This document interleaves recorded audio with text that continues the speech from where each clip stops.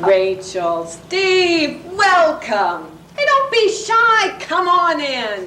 We have been absolutely breathless with anticipation now, haven't we, friends and neighbors? Yeah. I guess you're wondering why we've brought you here, huh? Well, today is the age of video violence, right? I mean, being from New York, I'm sure that you're aware that people have been making and swapping homemade porno movies for years. Well, you see, we like to make our own brand of down-home snuff movies. Of course, casting these things is a bit difficult. You can never use the same actor twice. And if we used ourselves, of course, we'd cut down on the size of our audience. So, we use transients, people passing through, or people who want to leave. Like our postmaster, Reggie Hobbs. Now see, he wanted to go to Florida. We couldn't let him do that. Oh, or that hitchhiker that Eli picked up. Well, once you've been picked up by Eli, you're history. Oh, or that gal in the vampire movie. Now, she wanted to go to Hollywood and have a movie career. She knew our secret. So, she had to die for her art. But they are all immortalized on tape, and I am proud to say that we have here the greatest collection of video gore anywhere in the world. One that no special effects man could possibly create. And that's because it's real. You're all insane. No! Just ahead of our time.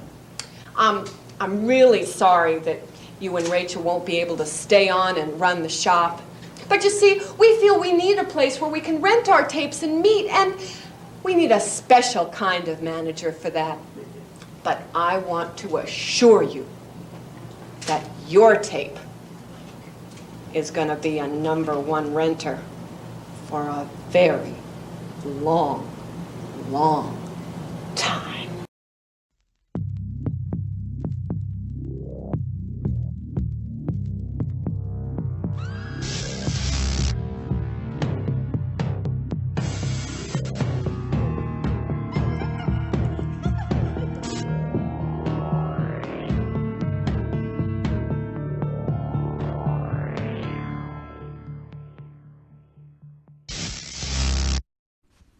Welcome to the Blind Rage Podcast. This is Brandon Ford. And this is Tony the Tiger, the Thunder from Down Under.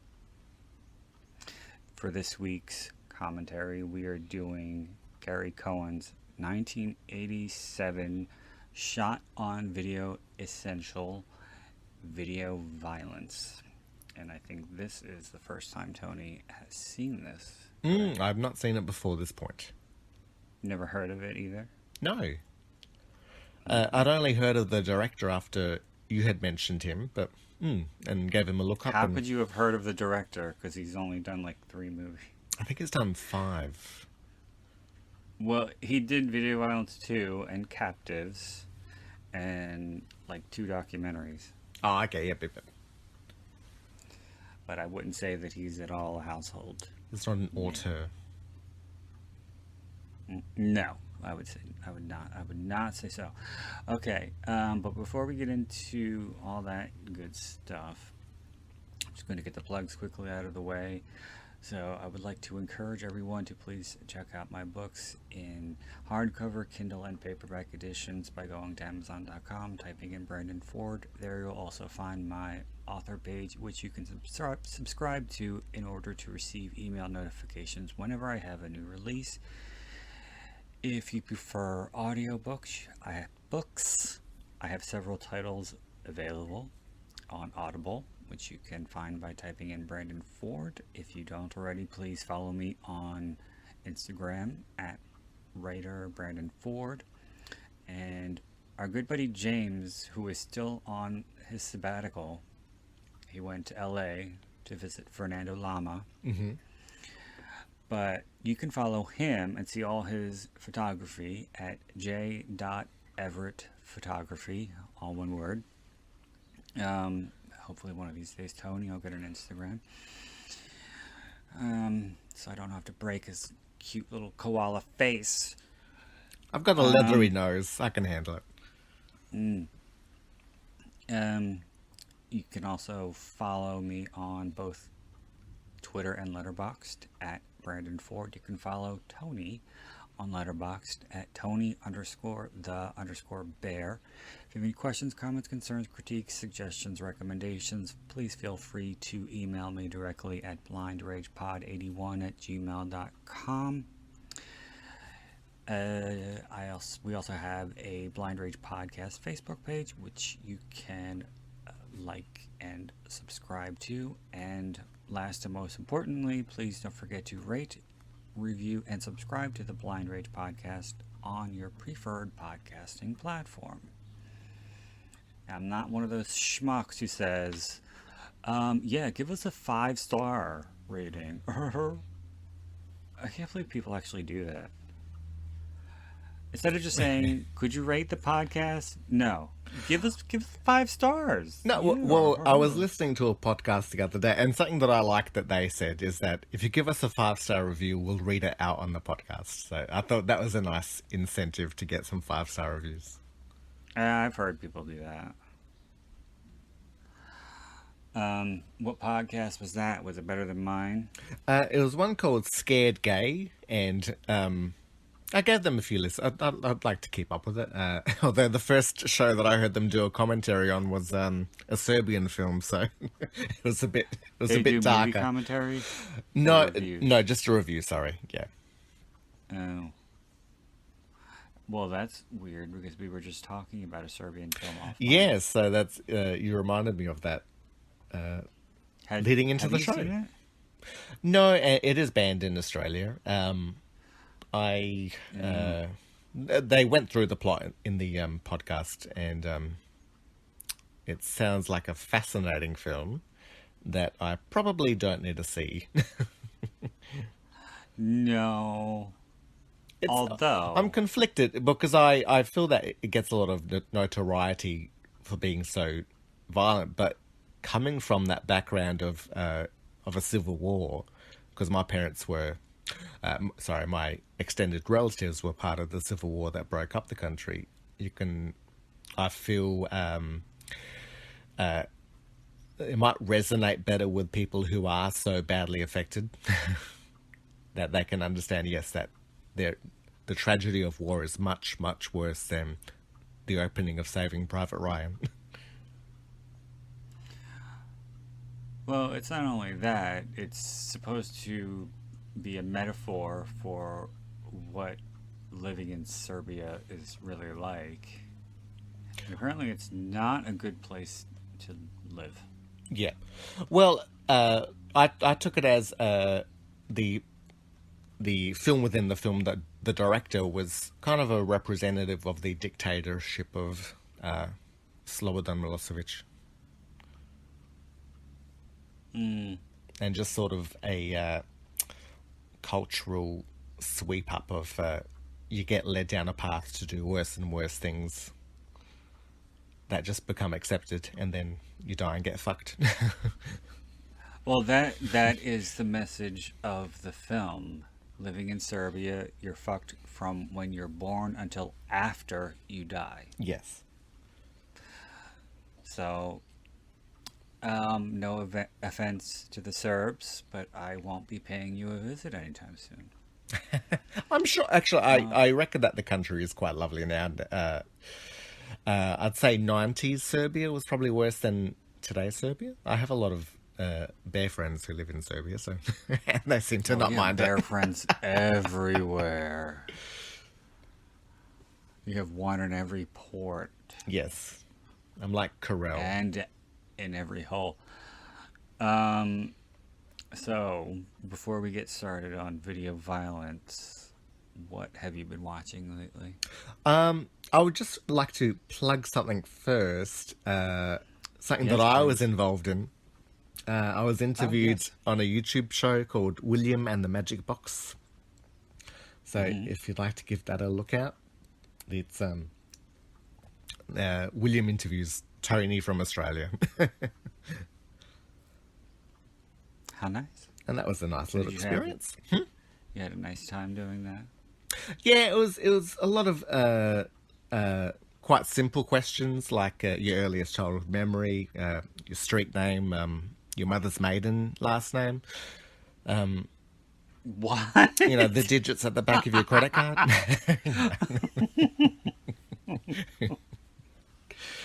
No, it was just it was lovely it was lovely questions that are that he asks.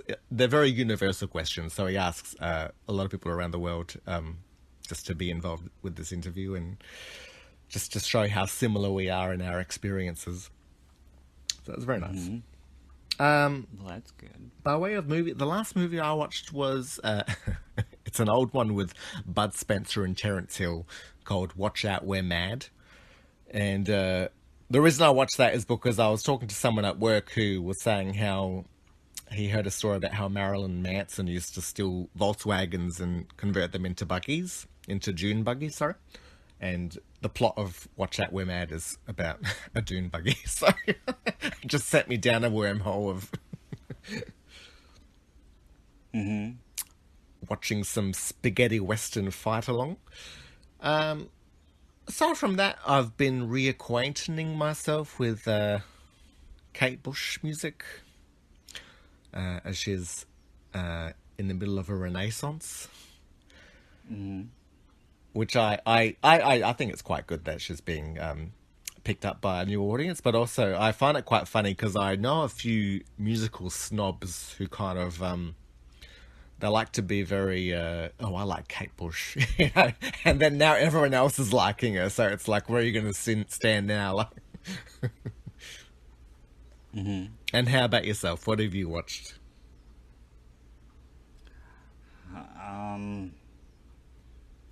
I neglected to check my letterboxd before I pressed record. But last night I watched a really, really bad David Dakota movie called, what was it called?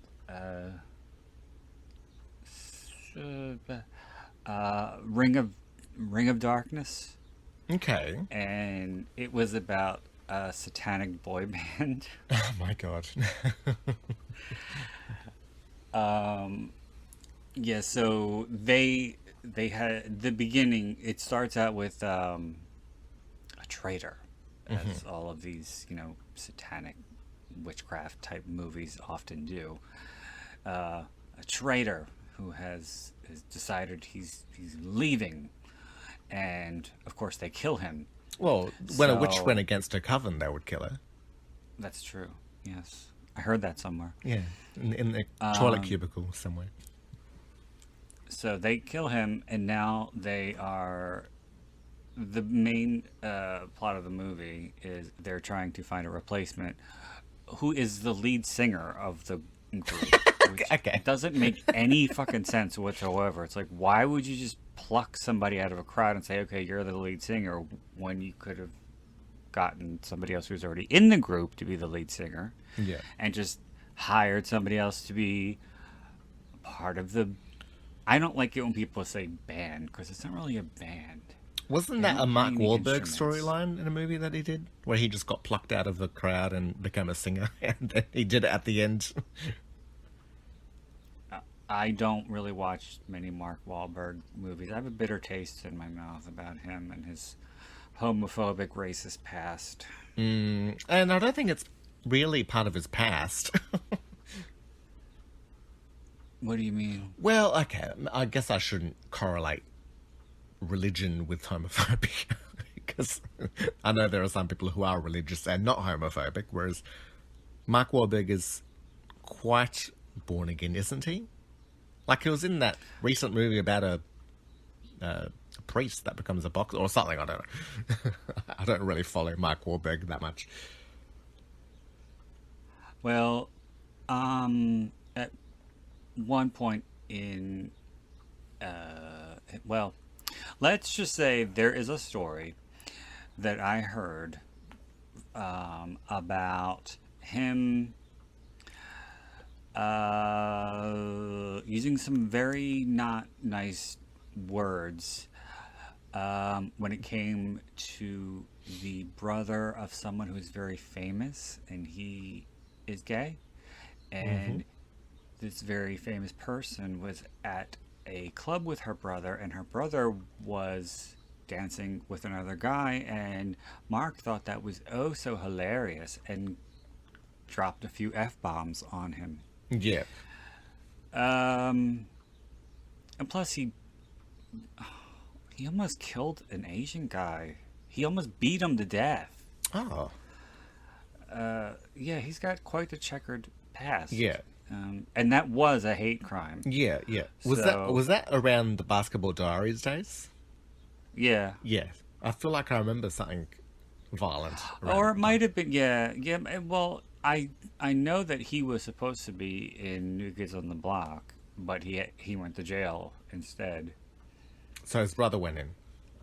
So his brother, or no, I think it was somebody else. I think he and his brother were Oh, supposed to okay, be in okay. it. So yeah, but yeah, I'm not really a fan. I mean, I know how much you love Fear.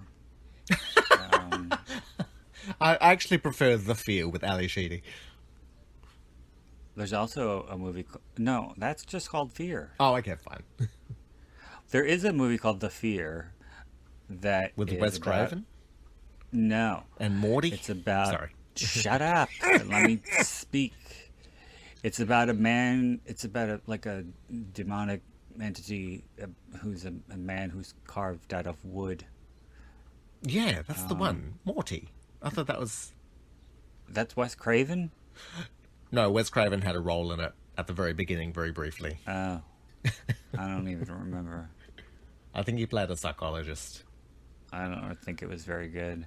No. Or I don't even know if I saw the first one. I think I saw the second one, or I attempted the second one. Well, It I was feel like I remember abysmal. the second one had an MA rating, whereas the first was just M. But either way, I hardly remember the first one. I don't think I watched the second one.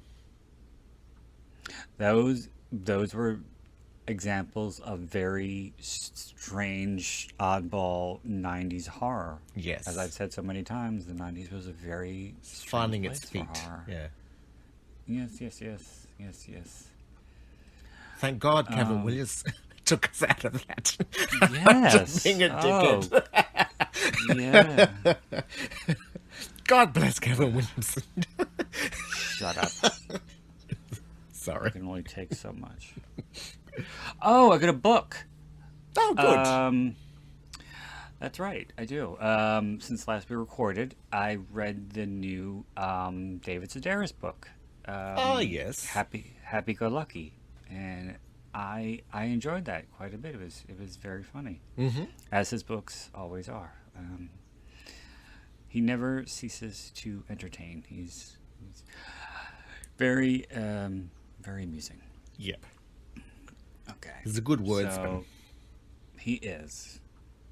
And he said something about he said something in passing during one of the essays about what it feels like when one of his essays gets rejected, because he contributes to the New Yorker and Esquire and other very high-ranking publications, and has for several years. And I just remember thinking to myself, "You get rejected?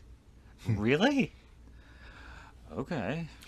Did he ever contribute to Strangers with Candy? Like in a writing No. format? Yeah. No, Okay. I don't think so. It's just No, just a happy coincidence that they're related. Well, Amy went off and did her own thing. She and he went off and did his. She very much wanted to be an improvisational comic, and so Strangers with Candy was her and all of her friends from I think Second City. Oh, okay. But- yeah. But before that, he did write some plays that she did. But the thing with Amy is Amy does not stick to the script. Yeah. So Amy just likes to improvise. Yes. She likes to change it up. But I enjoy her. She's very funny. Yes, I enjoy it too. All right. Although the Strangers with Candy movie was terrible. Oh, I liked the Strangers with Candy movie. Oh, why? I just did. I think because that was my introduction to it, and I just enjoyed it. I thought it was funny. Oh, well, there you go. I think I didn't like it because it was so ridiculously different than the show. Okay. And plus, she didn't have the same brother. Oh, yeah, she had Chris Pratt. Oh, no, it wasn't Chris Pratt. Sorry, that was the love interest. Yeah, sorry. I don't know. I just remember listening because I used to have the DVD, and I remember listening to the commentary, and it was her with, I think, Paul Dano and was it Paul Dano? Somebody Dano, from the cast, and they were talking about because they wanted to bring the brother from the show back, but they don't know what happened between the end of the show and the inception of the movie, but he aged quite rapidly. Yeah. And he did not look like himself at all anymore. Yeah. So they had to have somebody else. That wouldn't be like through like steroids or something like that, would it? I don't know. Or like some kind could of... have been it could have been drinking. Yeah. I have no clue. Maybe he was became kinda a bus cute on the driver show. because that ages you like a bowl of fruit. All right, I'm sure everybody's chomping at the bed for us to get started with video violence. It's like, just eat the damn orange. Cookie. Eat the cookie. No, I was doing a Simpsons reference. Sorry. Well, I was doing Flowers in the Attic, cunt. I used to play that for my nephew because someone did a loop of that and he wet himself. So how much he laughed at it. So Oh. this is only a few weeks ago. Very serious moment in the film. Mother, eat it. Here, Mother, our wedding present to you. Jesus. And she had it tucked neatly in her belt. No. They're but the one thing that is funny about that scene is the ridiculous slap fight and the way Christy barely does anything, and then she just goes over the balcony. Yeah, it was a bit Dynasty. Yes. Okay, so we're going to start video violence. I don't know where you can find it, but it's probably on YouTube. So if you want to watch along, feel free to do so. All right, here we go. 3, 2, 1, play. The one thing that you notice straight off the bat with this movie is the sound is abysmal. Ah, I thought you were going to say Camp Motion Pictures. Well, Camp did distribute this, so you would notice that, yeah. Apparently, part 2 is a bit more campier than this one. I don't like part 2. I watched it once. Well, this one, I saw a few, like I read maybe 2 reviews. One was a 10 out of 10, and the other one was like a 5 out of 10 saying. Well, this is a big favorite among VHS collectors. Okay. And a lot of them like it because of the nostalgia factor of the video store. Yep. Which is pretty neat because you get to see like pieces and shit. Okay. Now, as bad as this movie is, I do like it. However, it's way too long. It is a bit long. It kind of reminded me of, obviously this is later, but the movie Vacancy with Luke Wilson. Yeah, that was terrible. I didn't mind. It's not a favourite at all, but I think that movie was maybe low 80s in the minutes. And this one could have been trimmed to. This could have been at least 80. But what I was going to ask in regards to the video favorites, do you reckon that a lot of people liked it for the fact that it looked like they could have made it themselves? And I mean that in a good way, not... Because I feel that a lot of people who have a camcorder could imagine themselves trying to make a movie out of it. Well, this was not shot on VHS. This was shot on 3/4. Okay. The second one was shot on VHS, and I'll tell you why. Well, here's what's what. There is a commentary, and there is an interview on the disc with Gary Cohen. And I don't know which one was recorded first, but in the interview on the DVD, he says that he struck up a deal with, I believe it was a cable company, to use their editing suite from midnight until 6 a.m. for 2 days. 2 nights. And by the way, also, they said this in the commentary. I don't know if I believe this, but they said they shot this whole movie in 3 days. Okay. There's a lot of dialogue. Yeah, there is quite a bit, yeah.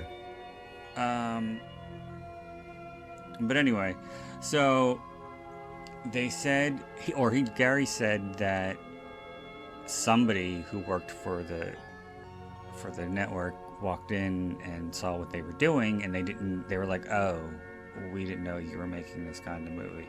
So while we're not going to renege on our deal, you can come back tomorrow, but you can only work on it for 2 hours, 12 to 2. That's what he said. In the commentary, he said that same thing, only they were not allowed to come back the second night. So I don't know which is true and which isn't.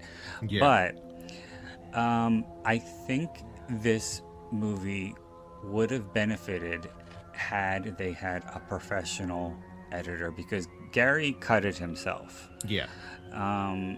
And some of the scenes go on forever. They're like Kevin Smith level.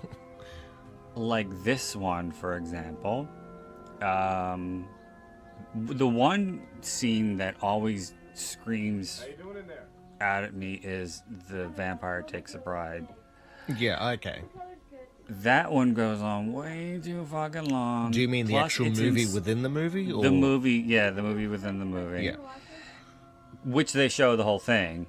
And it's like 5 minutes. And there's no dialogue. And it's in slow motion, which makes it seem even longer. So there's that. And then there's the whole opening title sequence, which is also very long. Mm-hmm. That guy right there, I believe that this was his store. Oh, this was an Army Navy store. Not Art Garfunkel? No. Okay. No, the guy who hit her with the bat. Yep. Not the one watching on the monitor. Now, this could have been sped up. Yes. No, this baseball to the face, because that made it look like he was being very careful to not hit the camera. This is the first and only movie I've ever seen where the tagline for the movie is in the opening credits. I know. And there are some places that call it the entire thing, like video violence when renting is not enough. Well, they think that's the full title because it's in the opening credits. Yes. This reminds me of the movie that I made, because I remember filming my sister driving up the driveway. The one where you cut her toe off? Well, she cut it off. You were the director. You were responsible. She could have said no. Ook.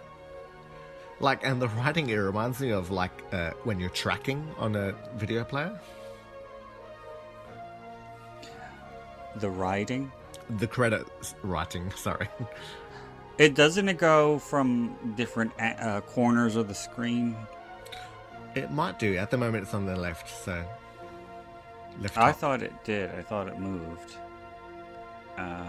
Yeah, so now it's in the bottom right. And... Yeah, I assumed that was a Friday the 13th Okay. tribute, but they didn't mention it in the commentary. By the way, speaking of the commentary, which I listened to today in preparation for this, and it was the first time I'd listened to it in a while, and I realized why, because it's not very informative at all. Yeah. And it's maybe somewhere in the neighborhood of 5 to 7 people, Yeah. including Gary and the lead guy, Arthur Neal. And is his wife played by his wife? Yes. Okay. They are really married, they were really married at the time that the commentary was recorded, which was 07. Yeah. So it was him, and it was whichever one he was either Howard or Eli, one of them. A couple of special effects people, I think the co-writer of the script, and they were like eating Doritos and popping beers, and when you have that many people for a commentary, it turns into a party, and it turns into everybody trying to out-funny each other. Yeah. So everybody's cracking jokes, and I'm like trying to get an education here. I'm trying to get notes. It's like when you're sitting around the kids in the back of class and you can't hear the teacher. Yes. I'm trying to figure... There's still going on.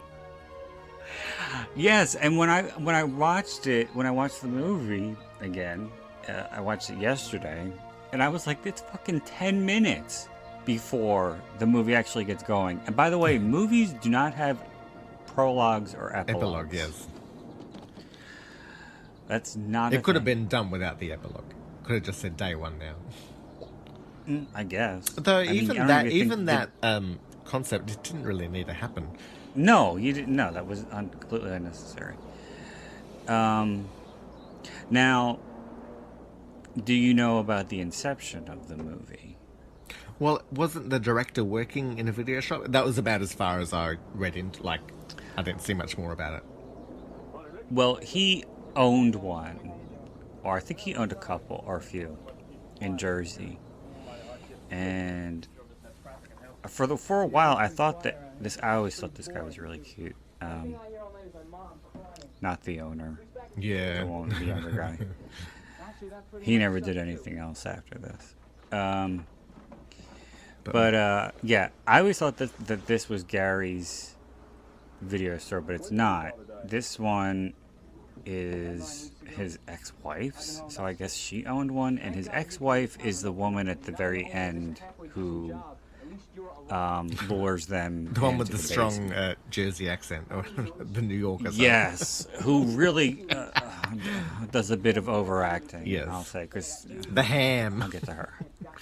Oh God, no, the Ham is the sheriff. We talks like this, Yes. Mr. Emery. It better not be a joke. If you're fucking with me. At least it didn't look at the camera. I was sort of expecting that. Oh, he was the worst. But he had more experience. Well, no, actually, the lead guy, Arthur Neal, and his wife were professional actors at the time, and they did touring productions of a lot of musicals and stage plays and things like that. And Yeah. they were friends with Gary. But okay, the inception of the movie. This is going to be boring to fans of the movie who I'm sure have heard this story a million times, but what gave Gary the idea for the movie, and he recreated the scene, was he was working in a video store, and a woman with a toddler and a little girl of about 5, and she came up to the counter and she had a movie called I Dismember Mama, and she said, what is this, what's the rating on this? And he said R, and she said, is that for sex or nudity? And he said, no, it's for all the violence. And she said, oh, okay, I'll take it, the kids can watch it. Yeah. And he got very upset by that, and that planted the seed for the script. Are you a club member? I'm surprised when he So- said the Chainsaw movie, he picked up Pieces as opposed to Texas Chainsaw I know! Massacre. Whenever anybody says that Chainsaw movie, Texas Chainsaw is the one that comes to mind. Nobody thinks of Pieces. Well, unfortunately, some people think of Pieces. You think of a certain piece. Exactly what I'm talking about. Friendly, huh?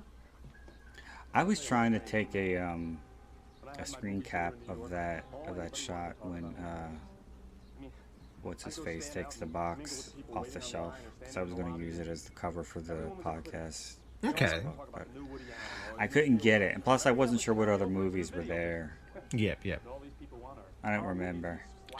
I didn't really know. There were others around it, but I didn't really notice them enough to go to recognize them. Okay, put it on. I feel like, now that you said it, I feel like I'm noticing he sort of plays to the back of the stage.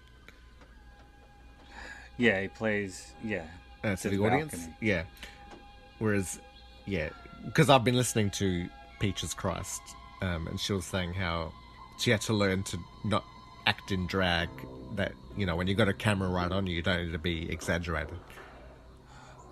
Yeah. Well, there's another shot on video movie that I really like called Wood Chipper Massacre, and there's two kids who are the leads. It's like a girl who's about 14 and a boy who's about 12, and the director found them at a community theater, and I knew the first time I saw the movie that the boy wasn't too bad, the girl was awful, and I knew because of how fucking loud she was.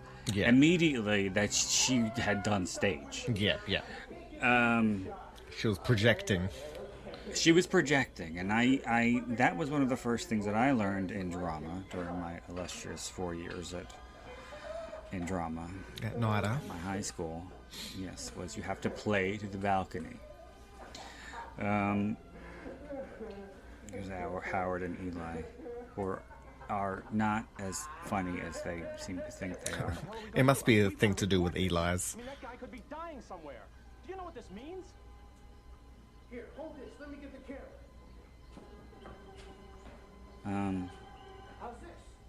So later, I believe it's when Steve goes to the police, to the sheriff with the awful wig, by the way.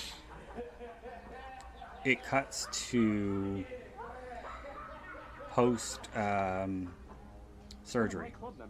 He had a deviated septum corrected, which is code for I had a nose job. So he still had the packing in his nose, which I don't think he should have been doing anything if he still had the packing in his nose, because they had to break it Yeah. to correct. So yeah, he's all swollen. He can't breathe out of his nose, and he's got circles under his eyes. He's all bruised up for the rest of the movie. Yeah.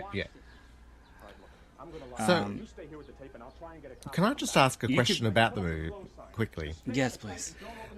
Hurry up, huh? Was them receiving that video on accident or on purpose? And that was on purpose. Okay, so, alright. And the constant receiving of videos is... Yes, that was on purpose too. No, I guess in that respect, I was kind of hoping that you'd find out that they were being recorded the whole time. Because that would then make a big... Like, that would make an interesting movie. But to just record the ending... Well, I'm jumping ahead here, but I don't like the ending. Okay. Primarily because of the actress who we were talking about. I think her character's name is Jackie Barber. And I think that, first of all, she should have known better since this was her video store. And also, Gary should have told her, you're not a bartender, so you don't have to keep wiping down the counter. And she just was acting like, you know, I was expecting her to say, all right, coming right up.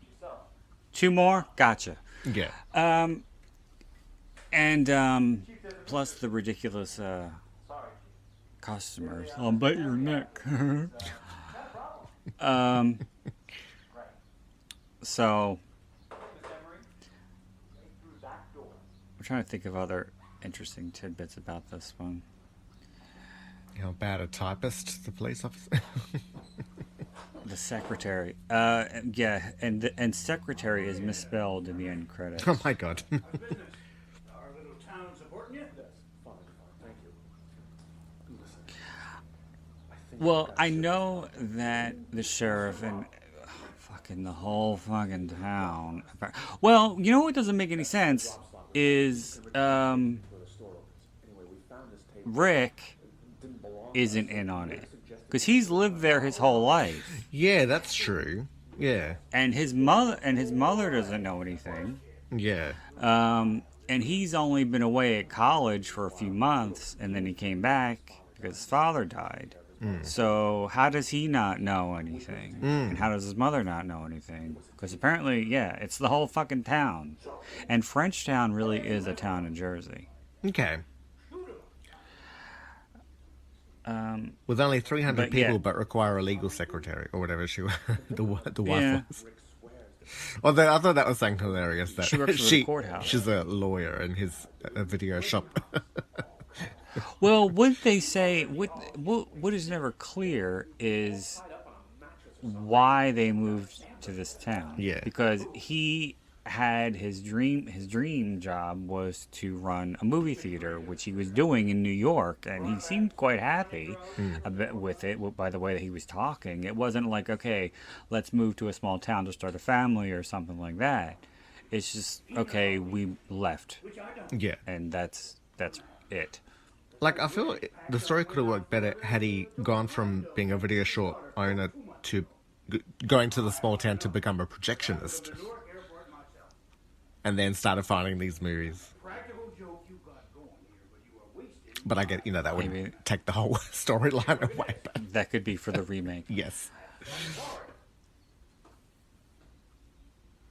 But I was going to say, the point that I was trying to make, I know that the sheriff and the whole fucking town is in on everything, but it's a little unbelievable that the sheriff just immediately assumes that this is all a joke.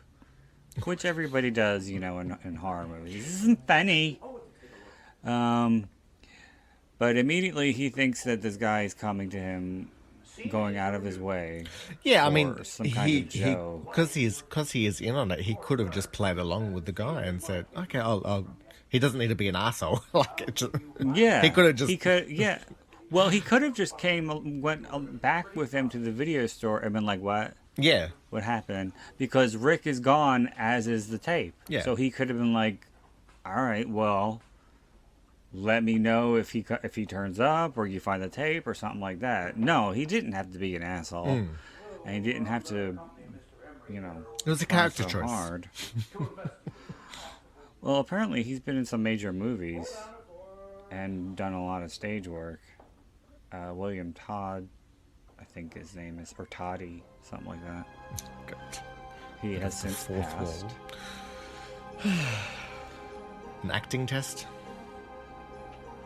No. Yeah, that never happened. No. Well, Gary apparently thought that they were very, very lucky to have gotten Oh my god. him. He really set the bar. Yeah. Well, he's by far the worst. But the woman at the end, who's Jackie, I think her name is again. She's the second. Yeah. Worst, I think. Well, she would be like my acting, where I feel like she can't breathe while she's talking, while she's delivering lines. She doesn't know how to take a breath between words. Like when you're talking naturally, there's when to breathe and how to talk. Whereas when you're delivering lines, it's almost like I can hear her taking a breath at each start of each sentence. Kind of like Sheldon Cooper. Not like, because that was a a purpose thing. When I left, this was locked. Rick, it's me. Come on in. I got the chief with me. Rick? I was very disappointed that Rick was the first to go. That he didn't have more screen time. Yeah, he's very cute. So much for Mr. Reliability. Reliability. Jesus! He really hit that B. And nobody said that Rick was Mr. Reliability. I don't know where the fuck that came from. He hit that B so hard, I'm surprised his wig didn't fall off. He's got a hat on, that's why. Oh, there you go. Well, the hat should have flown up in the air. And they managed to replace the videotape with another videotape. Well, they did that when they killed If I Rick. wasn't so friggin' pissed off, I'd laugh at your little joke, Mr. Emery. I don't see how this could be perceived as a joke. Why, how? Yeah. I Who's laughing? I mean, who's exactly? I don't believe that you believe what you say. But obviously And another someone thing has to have a little too, joke with you, Mr. Emery, and my money's being on that an he's assistant of yours. Steve is acting with his Let's wife, just chalk this up. they don't have any chemistry. I actually didn't mind their conversations together. I'm just gonna But, get this whole thing. yeah, I can also agree with what you're saying, is that... You lay off them monster movies for a while. And she is clearly not a smoker. Mr. Emery. Because in the two scenes in which she smokes, she has no idea how to hold a cigarette. Oh, I thought you were going to say she bum Someone sucks. obviously switched the tapes while the store was empty. No. Chief. I Is that a was term in something- America? Huh? Bum suck? Is that a term in America? No. Okay. I think it's just where you, like, take a puff breath as opposed to inhale, like a...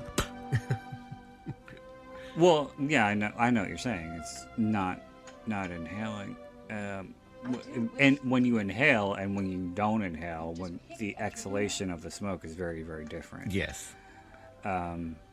This 'Cause tablecloth is... If you don't inhale, Giving me it life. comes out like a plume. But Yes. if you inhale, it comes out as a stream because it's coming out of your lungs. Yeah, yeah.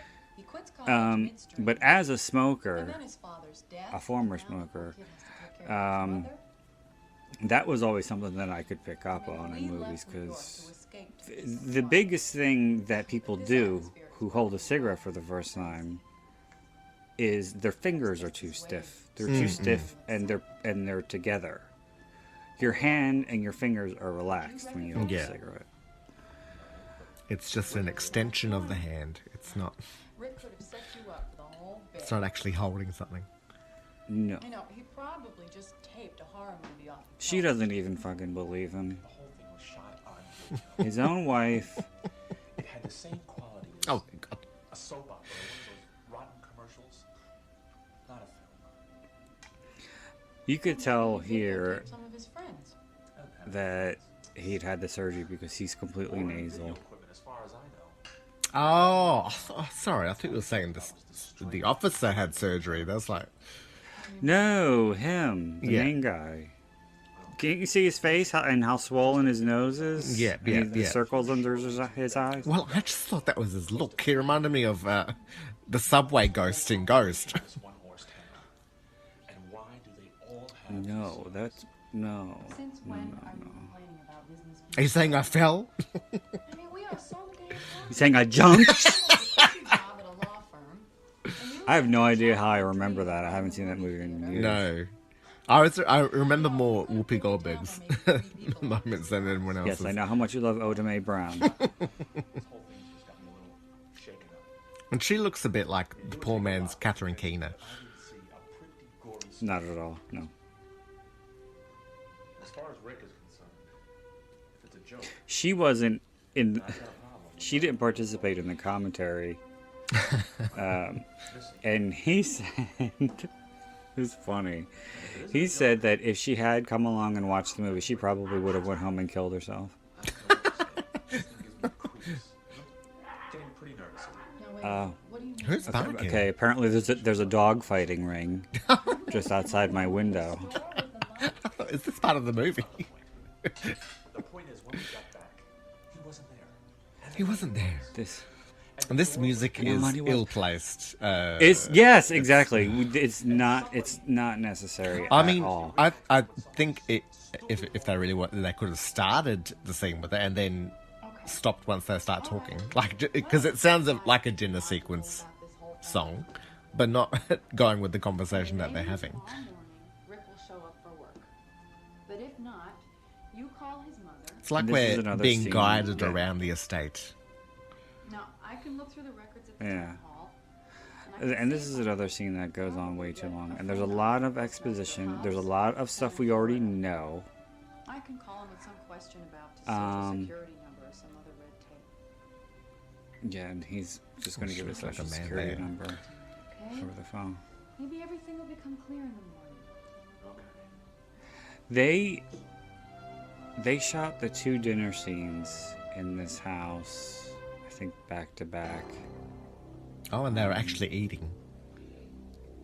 Well, that was a big thing that they were laughing about in the commentary because it was like microwave fucking Lean cuisines or something.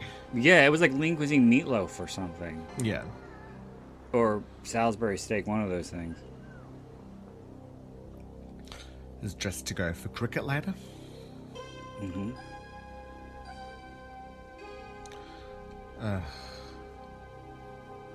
I forgot about this scene leading nowhere. There's many of those. And then you have the very effeminate guy at the end who rents the porno movie. Yes. I thought the same And thing. they mention him, but they couldn't remember his name. And they just said, all I remember was that he was a dancer. And I was like, yeah, that Yeah. checks out.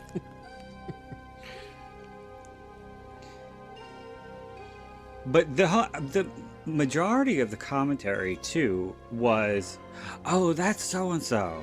Oh, look, it's so and so. Remember so and so?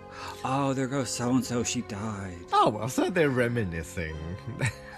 But it's not what people want to fucking hear. Yeah, but I mean, I actually don't mind those type of commentaries. The ones that are too production centric can get a bit boring for me. Yes, I agree with that. But my favorite thing with commentaries A bit of both. is not the technical stuff, but the anecdotal stuff. I like to hear stuff from the set or Oh, yep, interesting yep. trivia about Like, the movie. oh, the police came in on this one day because they had a complaint. Or something like that. Yeah, things like that. Well, apparently, during the scene, I think it's when Howard and Eli are disposing of a body, there's a policeman standing right there, and he was a real policeman, and he was completely oblivious. He had no idea what the fuck was going on. What's the rating on this? Yeah, so in Gary's, when he was working at the video store, the movie was I Just Remember Mama, and they did Blood Cult for this. Oh, okay, yep. Oh, okay. Blood cult. And I think that was a conscious choice because Blood Cult was the first movie that was shot specifically for the video market. There was never any intention to have a theatrical release. A lot of people think that it was the first movie that was shot on video, and that's not true. Yeah. It was shot on video, but it was meant to go straight to video. Okay. Well, this guy is irritating. Yeah. All right, but You think? I don't mind Eli. I think he fits his character well. Like, whereas, yeah, this one just... What's his name? Howard. Howard, yeah. Gentlemen, and welcome to the Eli Show, brought to you from our basement collection. I think Eli's got a very friendly face. I think that's what makes him an interesting character. He's very excitable looking. This is another scene that goes on forever. But I don't, they told the story. I don't remember I don't think it's this girl. It might be one of the other girls who shows her boobs. Well, this one does, but this one does, but it might be a different. I know there's more than one girl. But whatever. Well, the story that they told in the commentary was they were driving around, and I think the guy who played Steve, Arthur fucking Neil or whatever his name is, I think he was in the car too with Gary, and they were looking for girls to be in the Howard and Eli movies. And Gary said to the girl who was just walking by, hey, we're casting a horror movie. You think you'd be in it? And she was like, yeah. And he was like, it might require some nudity. Would you be okay with that? And she immediately flashed her tits. ah, So she was okay with it. yeah. Oh, I know what the girl that they're killing here. Yeah, he works here, doesn't he? She went on to be a cantor. Really? Yeah, she might even be a rabbi now. Okay. Ladies and gentlemen, it seems as if our guest is Saw the error in her ways. Let's see what she has to say for herself. Of her ways. And remember, ladies and gentlemen, this is brought to you live and unrehearsed. We are not actors, but everyday people just like yourself. One of the main reasons why I don't like Shalom. the second one that much is just because it's so heavily focused on Howard and Eli, and That would be irritating. Yeah. the actor who plays the sheriff comes back as a different character, so he's in it a lot too. I don't think she likes that idea very much. Yeah, the sequel is about them. They take over a cable channel, so Yeah. they're just like showing these kinds of things 24 hours a day. And I don't remember Yeah. there being that much of a story. Yeah. Like Videodrome. I guess. The cable channel that they found.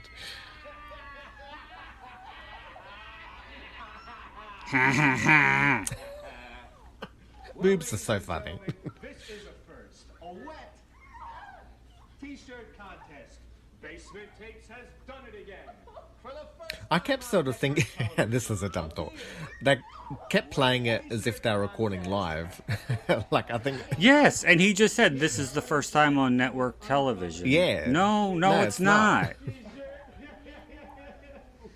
good idea, Howard. like, I kind of wish that they had sort of Get the shirt. said cut. You know, let's do that again. Like, I got those scissors. Oh, we're about to see some titty. What would I do without? Titties are funny. I remember the first time I watched this, I was so scared for her. I was like, oh, they're going to cut this poor girl's nipple off. yeah. And these On two... accident. Did you just say on accident? Did you really just say on accident? No, like the actor might accidentally cut her nipple. Like, But you said on accident. accidentally. And I don't believe that yes, was the first time either. by accident. Thank you. On accident. What the fuck kind of talk is that? You could have been Hitler's speechwriter. Because you're a grammar Nazi. No, he was a little too crazy. He would always come to his events quite late. He was like the Madonna of the 40s. He was a diva, yes. Yeah. There's this theory that the Holocaust might never have happened if He went to art Hitler class. had just gotten some dick. Okay. Rick? No, he's not here. Oh no, I don't know if it was that one. Who is this? I don't remember where I heard it, but it was like, Oh, um, went to Boston how many last night to visit a friend. wars and tragedies do you think could have been avoided if There's no number. That's whoever why was I at the can't helm reach it. was able to live a traditional life as a gay man? And whoever and was being asked just said all of them. Oh, I'm gonna have to Yeah, yeah. And I think I agree with that. I don't know about that. I would say I feel that with serial killers, there was a lot that occurred because of not allowing for a sexual. All right. They had to hide their sexuality, which caused sort of like a toxicity within themselves. Some Not all of them, but yeah, with some of them. I feel, let's say, had John Wayne Gacy been allowed to live his life as a gay man, he might have been in P-Town celebrating with, as opposed to cutting up. Well, when you said that, I immediately went to Jeffrey Dahmer. But I don't know how closeted he was. Yeah. He wasn't out to his family, but he was going to gay clubs and shit all the time. And I guess I could say, like in Adelaide, we had the 80s gay killer, so he was out and was still quite happily making a mark. This whole torture sequence takes up about 3/4 of the fucking movie. It's very Boobies. Last House on the Left. I think you mean I spit on your grave. No, when he cuts that tree, doesn't he? Oh my god.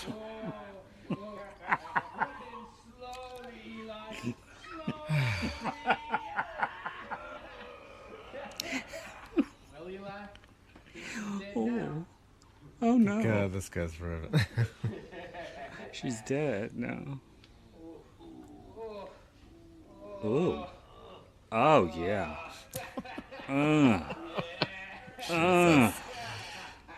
Yeah. Oh my I like his God. pink hat. It was so funny. My friend Jason, I used to make home videos with all the time. I don't know why, but we just got this idea because we didn't have any ideas to film anything. We were going to make a movie, and we're like, oh, I don't have any idea. Let's just make a wrestling video. Yeah. So we put the camera down, and we were just play wrestling with each other, and we lowered out of frame, and it was, I swear to God, not intentional at all. Neither one of us were thinking of this, but we aren't in frame at all, and all you hear is and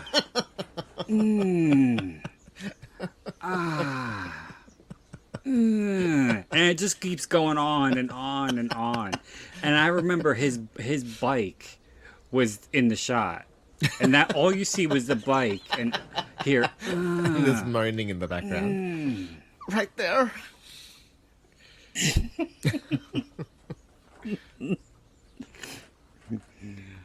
yeah, I think definitely Howard and Eli wouldn't be making these movies if they had just, had a little fun And with they each just other. put the camera on themselves, yeah. Yes, exactly. Well, I could imagine Howard squealing like a pig. Yeah. I'm sorry. I think his... All long-distance Oh god, that circumstances, voiceover is please try real your call post-production. again later. Oh, quiet.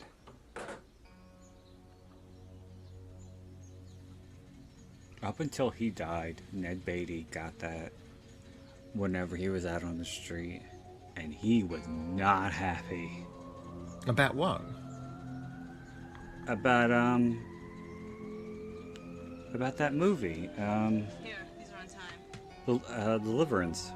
Oh, sorry, yes.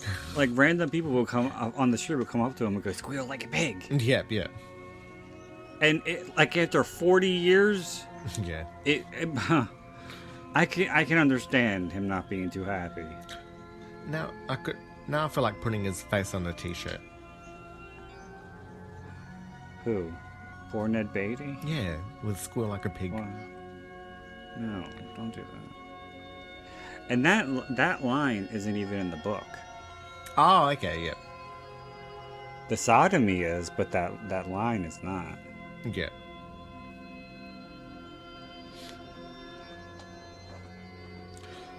Yeah.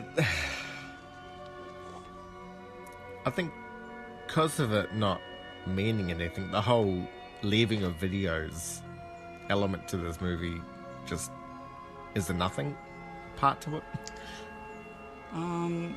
I think it's probably just a hint to let them know what's really going on. Because they're outsiders. Yeah, but why? I mean, I don't if know. they're going to get killed off anyway. I don't know. See, had it been, say, someone trying to warn them, that would have made a bit more sense, and then That would you have find made more out, sense.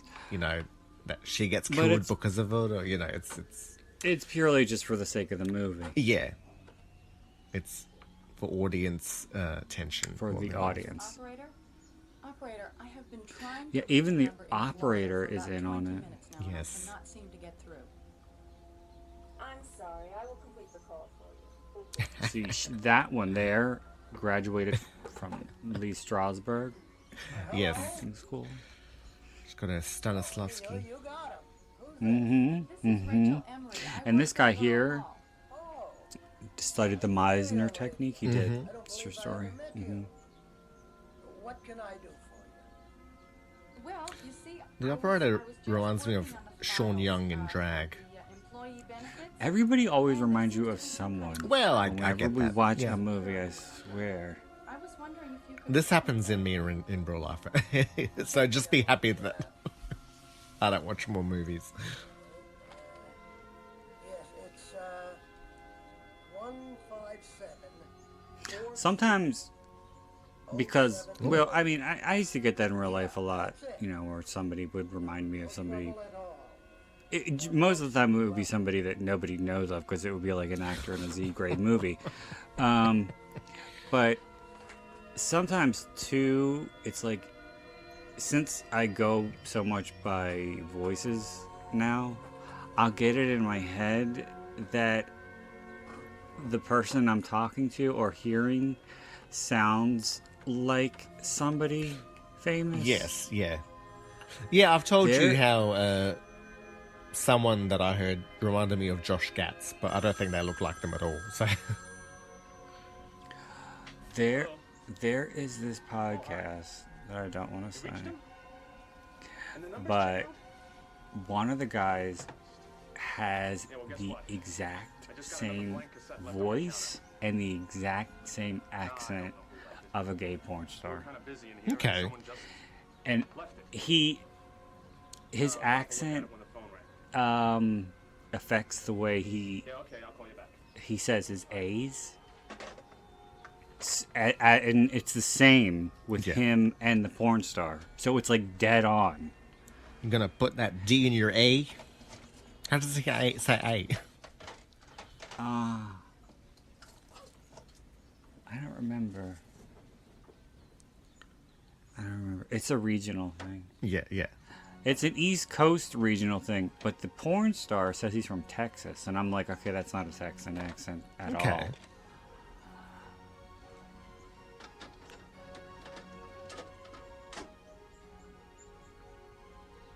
This music, yeah, it reminds me. It's very like Chariots of Fire. Like it's just.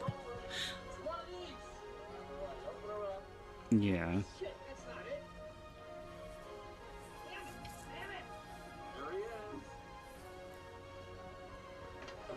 How is there no back way?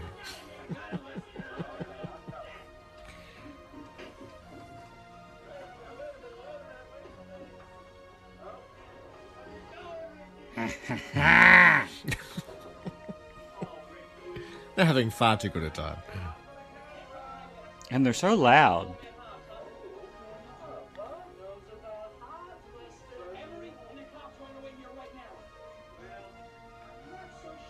The music is drowning them out.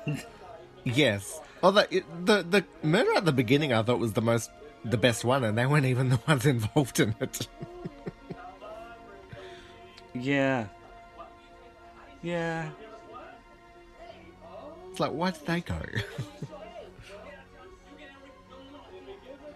Well, they come, or the one guy who, I think they both come back at the end. Oh, yeah. When yeah, everybody is behind. in the basement. Yeah.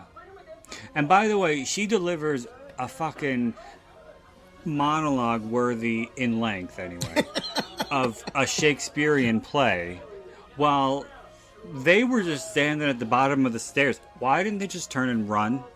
Well, someone was behind them at one stage, but yeah, they could have made a bit of an effort. Like, it took them a long time for it to sink in.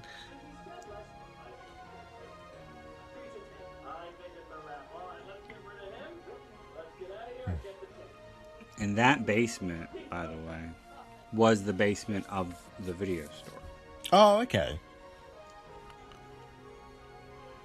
And the one where you lost your virginity. Mm-hmm.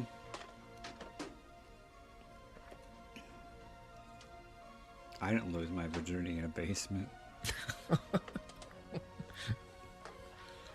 You just flooded your basement. I lost my virginity in a backyard. Oh, okay. Mrs. Emmerich, It was so sad, and it was the backyard of somebody I didn't even know. It was like it was the boyfriend of one of my friends at the time. Okay. That was my straight virginity. Yes. Okay, I'll see you then.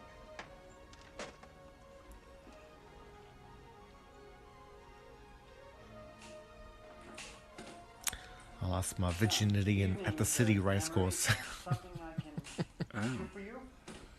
I'm afraid I need to see the chief again. What is it this time, Mr. Emery? Another active bingo See that right there? That was the title in the movie. What?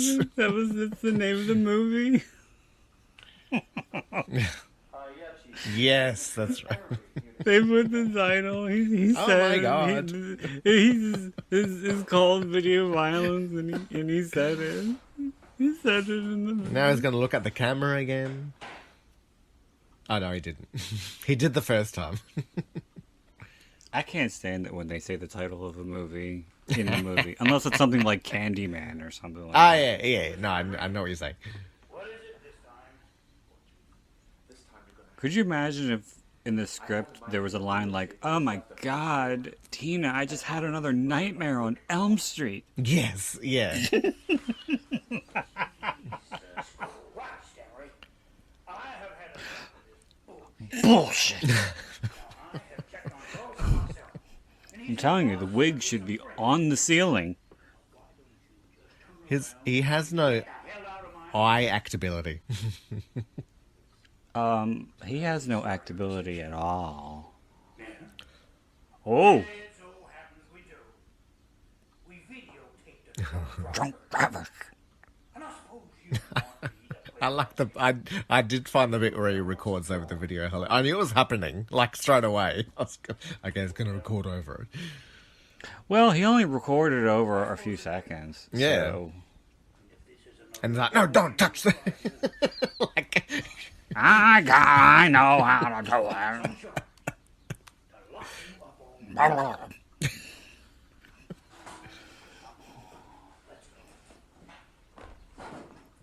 I can't remember part 2 very well, but I don't think. I mean, you could tell. I don't think clearly anyone did. that it's him, but I don't really think he lays it on as thick as he does in this one. No, I got it. Got it on. Give me a tape. Back in those days too, to record, you had to push play and record. Yeah. Kind of like what you had to do with the radio cassettes. Yeah. And then I remember sometime in the 90s that stopped where it just had a record Yeah. button. And like if it was a bit newer, it would have shown on the telly record. Mm-hmm. Well, Can't you see the red light is flashing?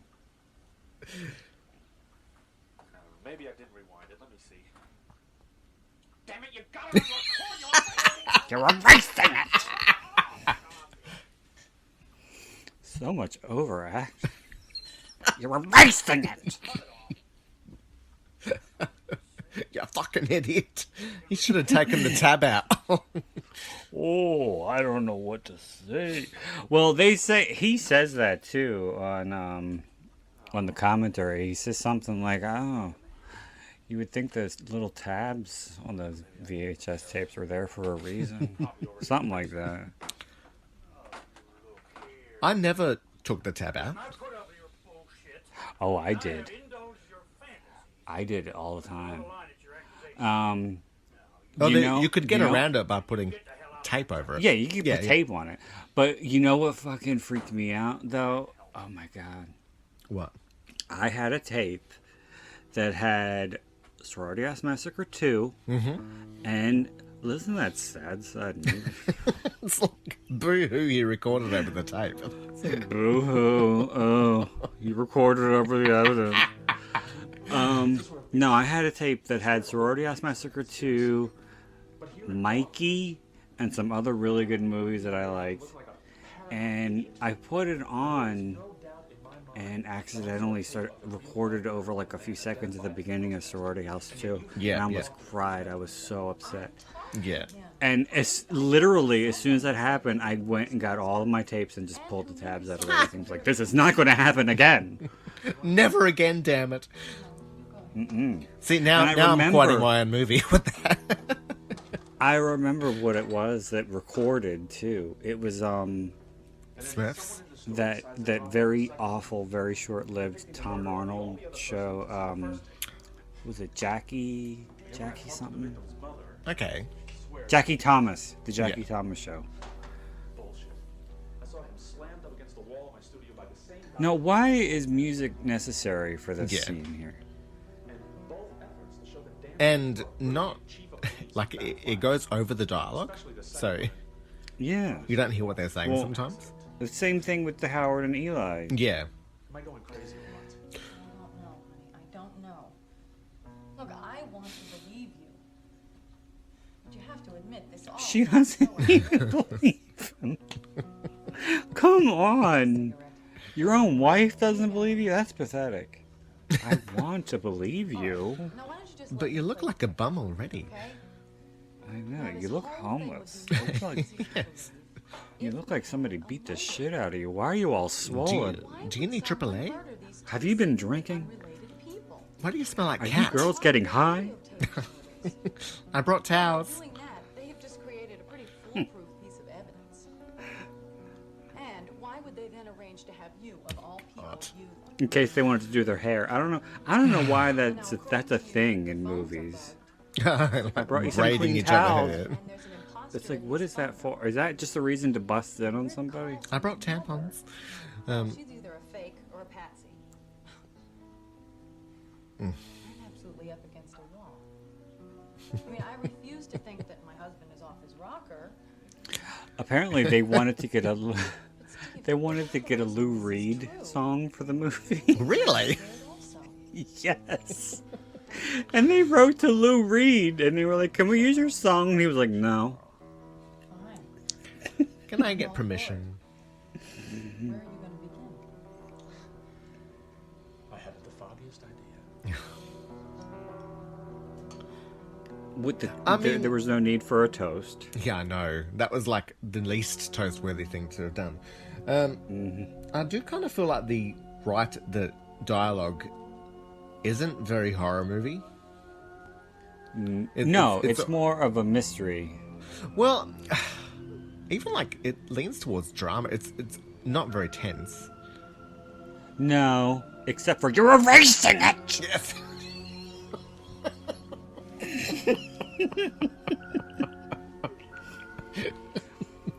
With the sheriff, the one that always got me. It was like nails on a chalkboard for me. It was when he goes, "You better stick to those kitty stuff, Mr. Emery." Oh my God. Mr. Reliable. Reliability. Oh my God. I almost blew my own ear out with that one. The microphone probably doesn't even work. Yeah, no.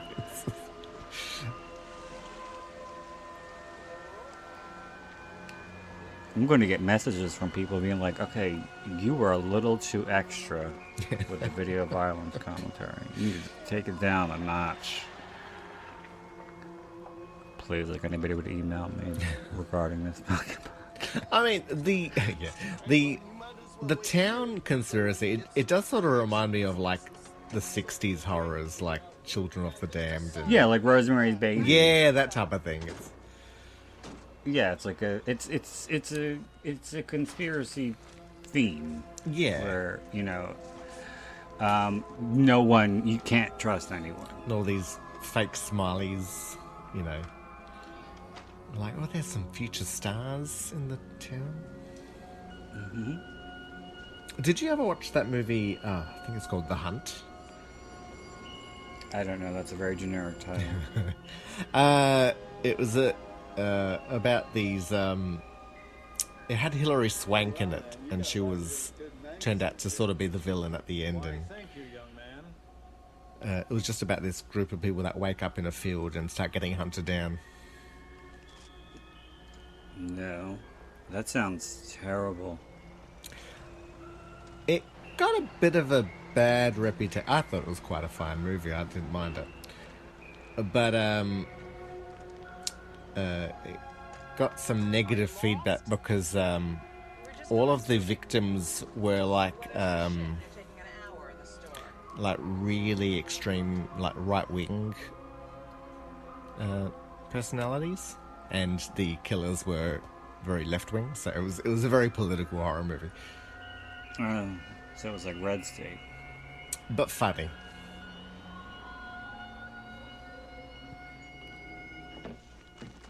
Boy, you must really be thirsty. Oh, you better believe it. It's been such a long It's been such a So long long. ride. She sounds like she just stepped out of sleepaway camp. Yes. Well, I'll tell you, but first, you might want to try some of my fresh lemonade. I just made it myself. It's quick acting. Yeah, I'll take a beverage from you, and I've never seen you before in my life. You're not creepy at all. No, not at all. Oh, and maybe I can have some coffee after. Maybe some coffee. That's how much lemonade you're given. Well, the poison is like it acts. It's very fast acting. Yeah. In that it acts like immediately. I mean, it doesn't even have to go through your system at all. It acts better than the sheriff. It does. Its bees aren't as severe. I could tell you that. Oh my god. Wouldn't it be funny if she went, "You poisoned us"? She really laid on that pee. Drink it! Drink the lemonade!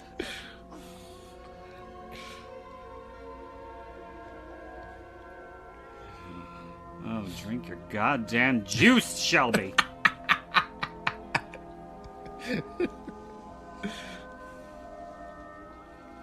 Hit Weezer.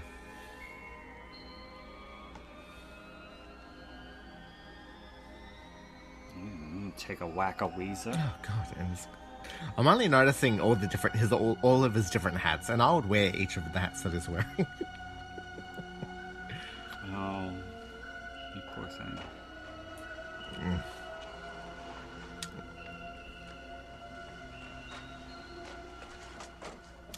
Do you wear baseball caps? Yeah, sometimes.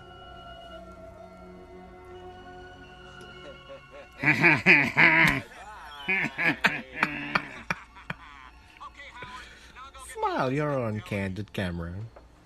See, this is almost like a caricature of a villain. Yeah.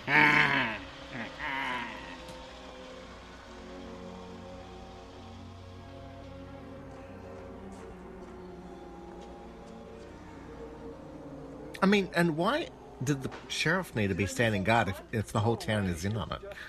Because he's Mr. Reliability.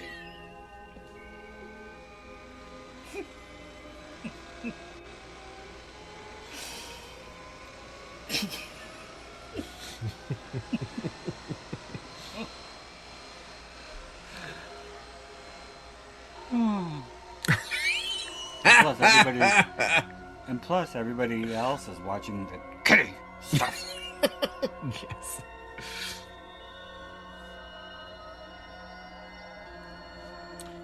And another thing that always really annoyed me is when the Jackie comes into the store at the end and the wife is like, we have a good supply of dramas, comedies, kid vid. Nobody says kid vid. Yeah, no. Nobody has ever said kid vid.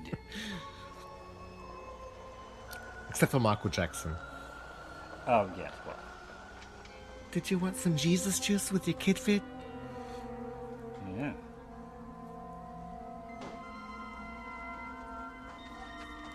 Did you watch that documentary? The Leaving Neverland one?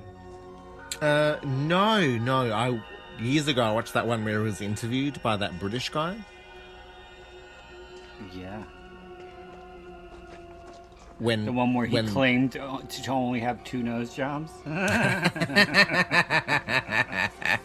He claimed to have 2 nose jobs and that was it. No other cosmetic surgery. I was like, are you fucking kidding me? Really? And that was around the time he hung blanket out the window. Yeah. Oh my god. That was scary. Can I say, why did they spread their fingers apart and then cut through the hand? Don't it like the arm anyway? I don't know, but they had to make that stuff out of alginate because they actually had a special makeup effects. I don't want to say team, but they had 2 people to do the makeup effects and did the mold. Well, I don't know molds. I don't know if it was a joke or not because I don't remember this at all. But I think it's toward the end of the movie. One of the victims who was supposed to be topless. Said she was gonna show her boobs, but then she didn't show her boobs, so they made a mold of her boobs. I don't think anybody would do that. Yeah. Unless it was for like a really good actress. Yeah. But for a movie like this, they were like, all right. You would think they'd be like, okay, well, you're done now. Go home. Yeah. We'll find somebody else. We'll just use Howard's tits. Howard's tits.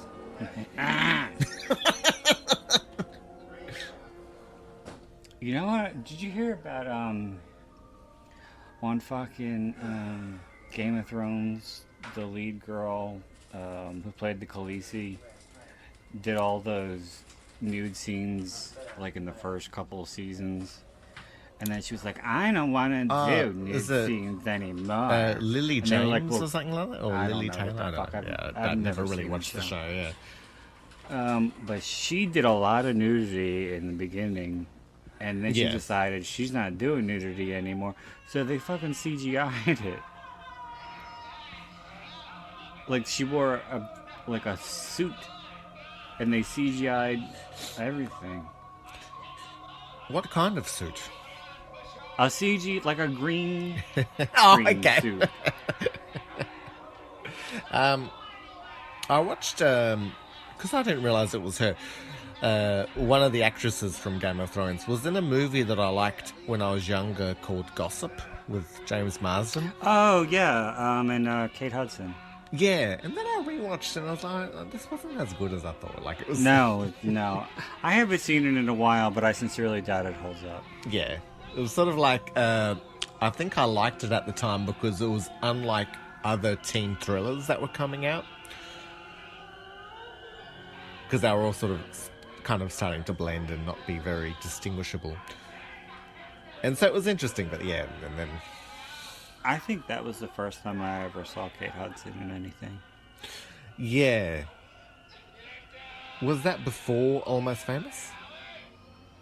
I never saw that. I think that was 97. So. Okay.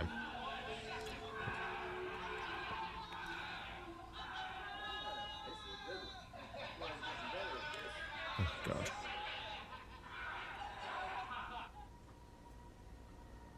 All right, that wasn't too bad. Jesus.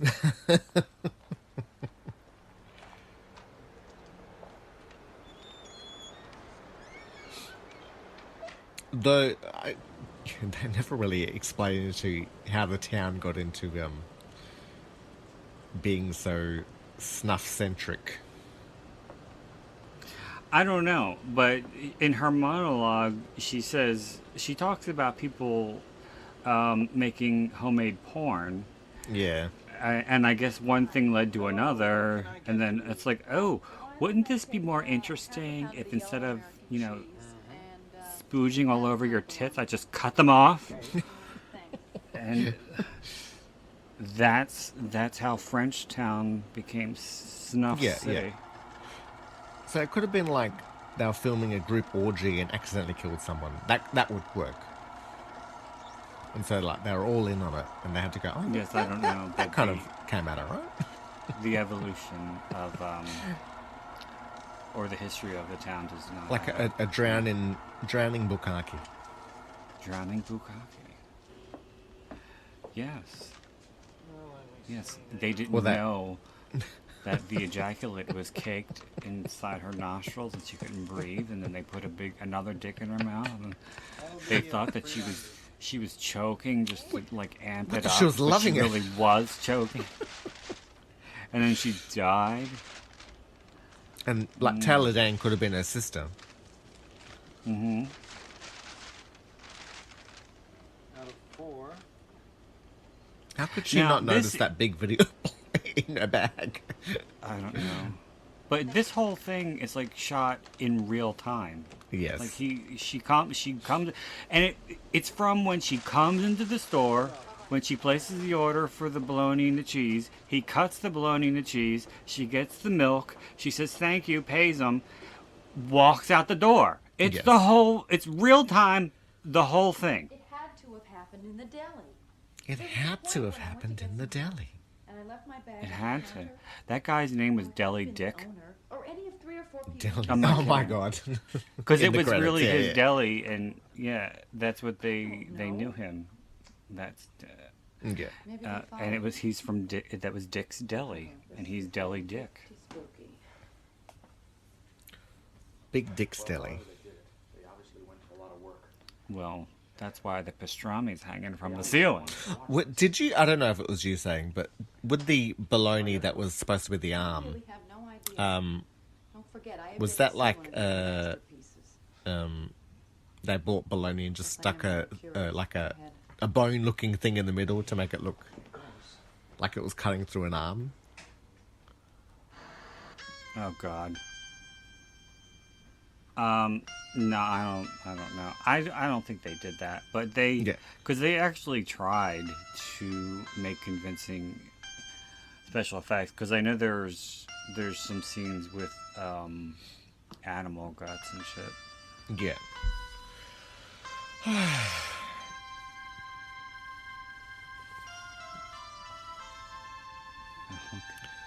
This makes me want to fucking kill myself. Well, every time I would watch this movie, I would always fast forward it. Yeah, this scene. It's too long. Yeah, because it was taking so long. I actually was thinking, is the whole movie now changing? Like, almost like when a movie suddenly splits. Like, I'll give the example of Mulholland Drive, where it's been one storyline for 2/3, and then suddenly it's something altogether different. Because it just kept going and going, and there wasn't really any cut back to the viewers. No. And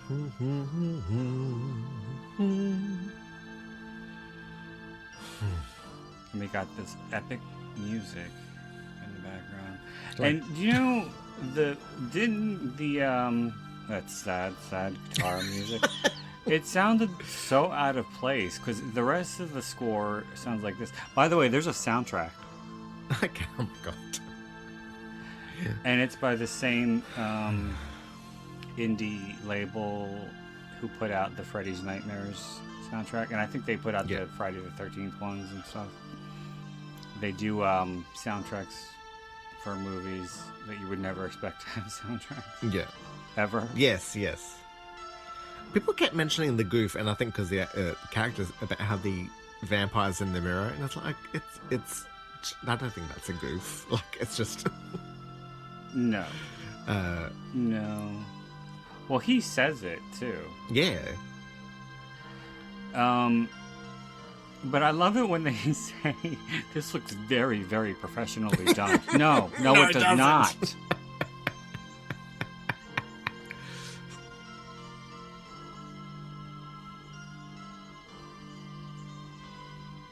I knew someone with a vampire fetish. They kept sort of like trying to chat me up, saying, "Oh, I'm gonna bite into you." I saw. I used to be on this this website that had a lot of obscure movies in general. And they had like pretty much fucking everything. I miss those days, but I don't torrent anymore. It was a special invite only website.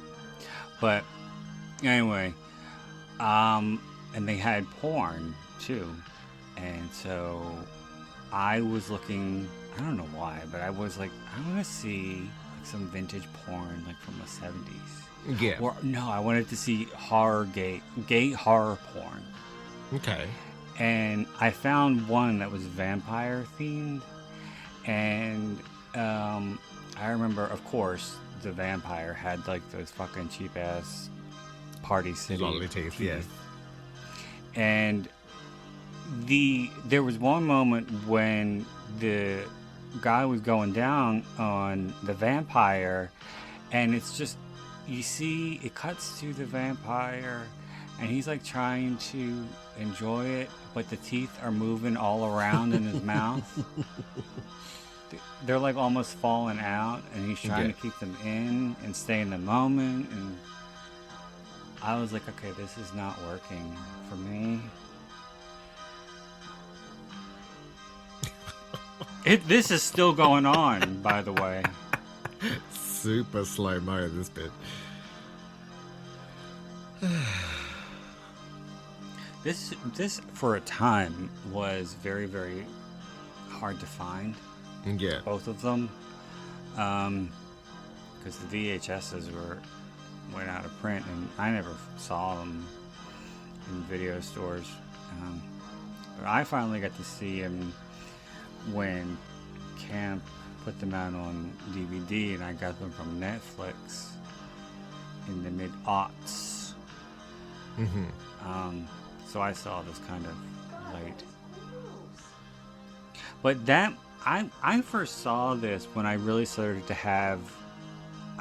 to develop an appreciation for really bad movies. Before, like when I told you, when I was a kid and I was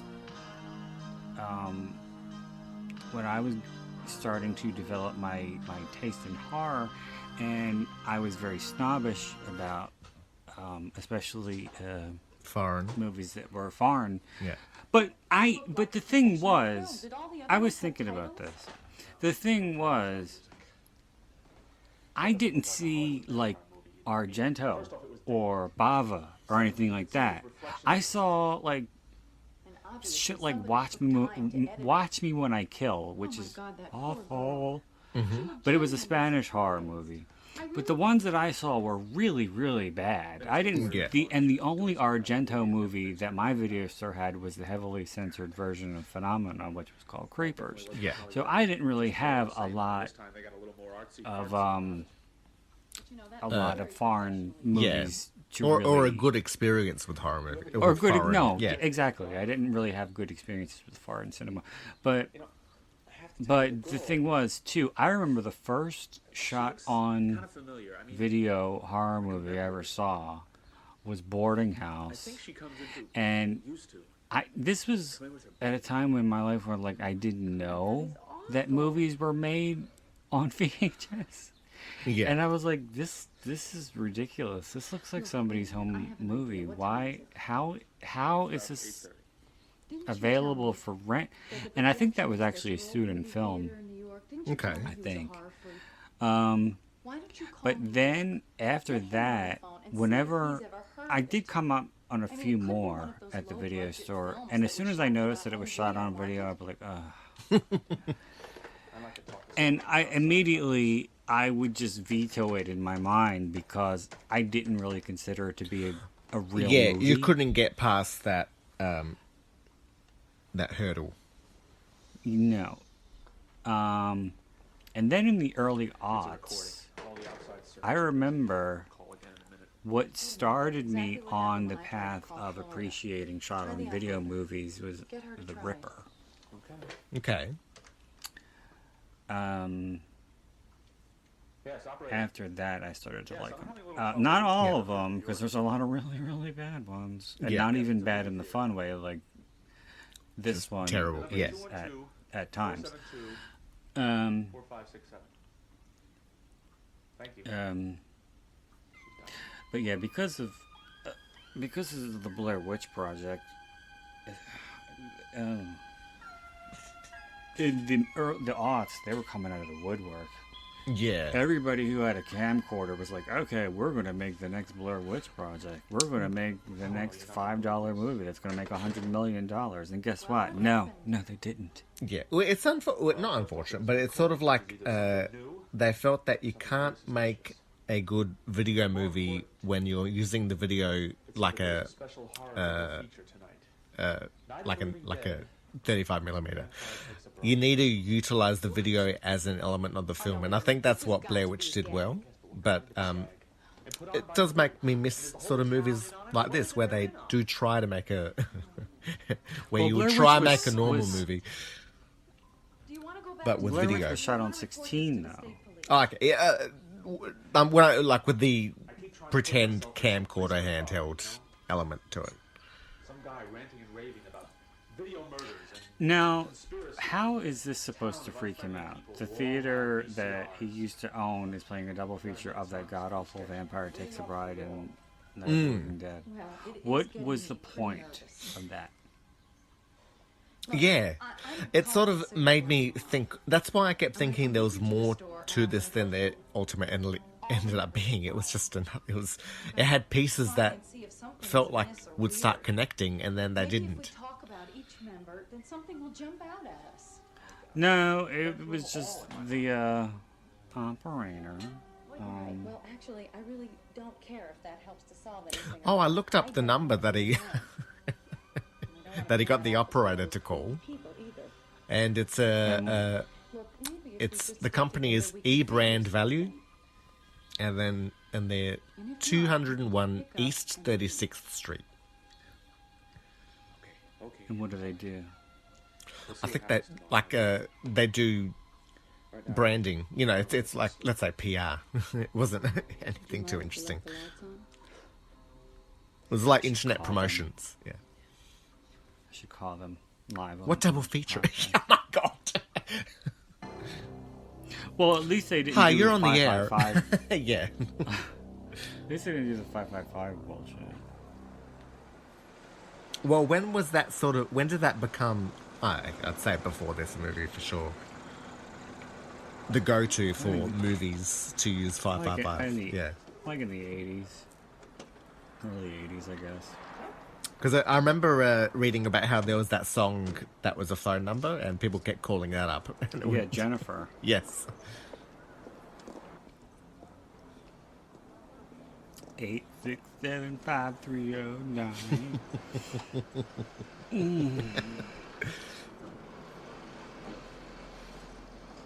That was my jam. No, it wasn't. was your apricot jelly. Oh, they've got those video magazines in the front. There's a poster for a John Voight movie. That's How did they spell the last name?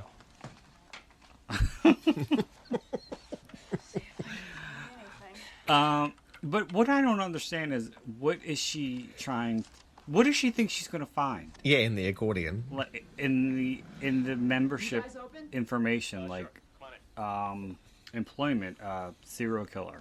Yeah, yeah. Or what do you do in your spare time? I make snuff movies. Like, what do you think you're going to find? How much does that cost? Are you a member?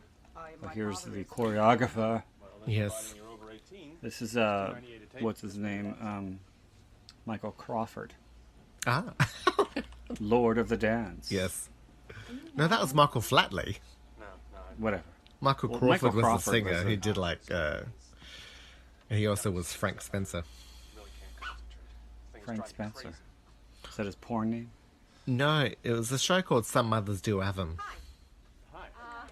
I'm Joanna Barker. I'm visiting my aunt and uncle for a short vacation, and I thought I'd like to I see a don't. movie. Well, I don't know, but there are some references to Sweeney Todd in this. Really? Yeah, I don't, and they don't say why in the commentary. I don't know, because I know Gary Cohen directed some community theater. Well, and I think he wrote Frankenstein the musical. I guess, I don't know. But he did some community theater. I guess he did something.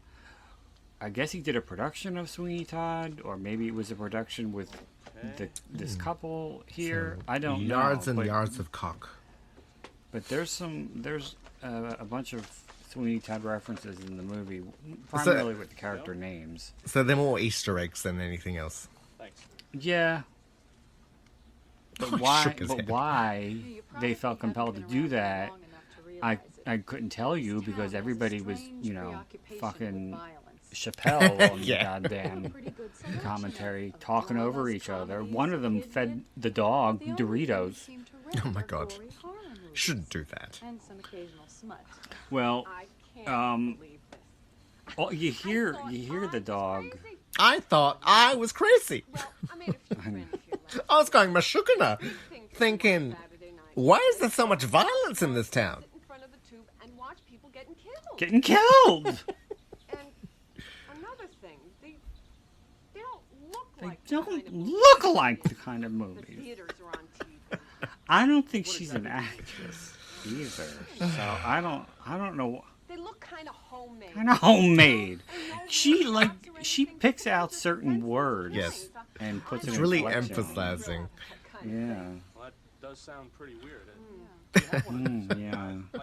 I like it. It sounds weird. Yeah. Hey, maybe I could borrow one from someone and bring it to you. If you could, we'd be very grateful. Okay. Why don't I bring it to you tomorrow when I bring back the film? Okay. Good. So do you have that? Who the comedy? fuck says when I bring back the film? Yeah, I know. We won't even charge it for it. And he didn't even have to look for it. Apparently there was a fucking Abbott and Costello just lying around. Yes. Here's Abbott and Costello. Costello meet Frankenstein. Take it. What's really painful is when she goes out the door. Thanks, bye! And it looks like it was shot like 3 weeks later. Yeah. Thanks, There. Bye. Bye-bye. Do you believe it? Someone halfway normal who thinks his preoccupation They think she's halfway normal? abnormal. With that choker and the headphones. This music.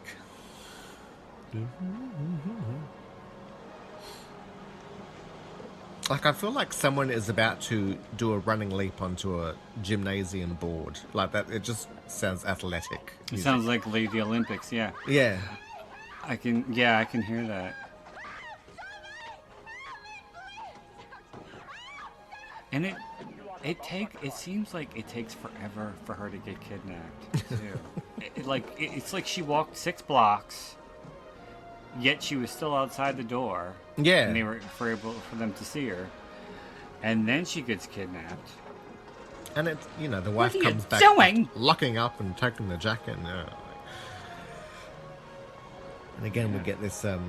Although when you were saying it in the beginning with the streaming shot of the car just driving, I thought, I wonder if they got it from Evil Dead. Just No, Evil Dead was actually shot on film. no, but that dolly, that shot of the car driving up the driveway. But things were actually happening in the car. Yes. In Evil Dead. Guys are the ones on the video. They're the murderers. What do you think you're gonna do to stop them? I don't know. We can't count on the police, that's for sure.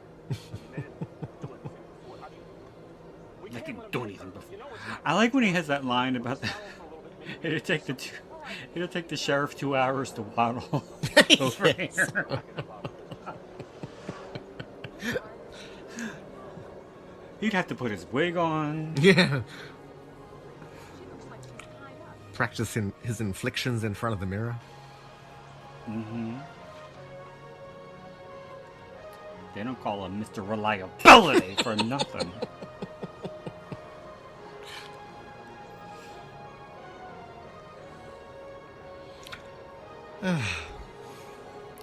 And I thought this was funny. One of the few bits of trivia that is actually in the commentary, but when they pull up on the lawn, both cars, they didn't know whose house that was, nor did they have permission. They just did it. Yeah, yeah.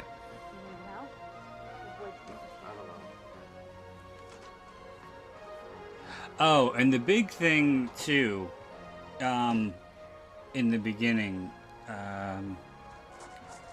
when you see the guy walk up and put the tape in the Dropbox, that's like the first thing that you see. Yeah, yeah. After the car, that's a director. He was having his Hitchcock moment.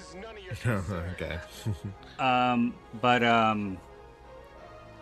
the guy who plays Steve, the main guy, for some reason he was inside the store and he was right there, and that was the first shot that they did of the whole movie.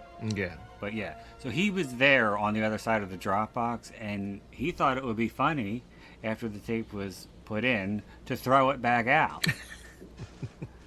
And everybody lost their minds laughing because they thought it was the funniest fucking thing. Mm-hmm. And Gary was not too happy. He was like, all right, it was funny, but you ruined the shot. Gary's got bigger things to worry about, I think. Let me go get some help. Mm-hmm. This is something I'm just gonna have to do. This is just going to have to do. I want to find out once and for all what's going on down there. Why don't you just wait up here? You see the static. I remember you see the Curiosity static. killed your cat. The static. You see some static. Yeah, where it's dirty heads. The tracking needed to be adjusted.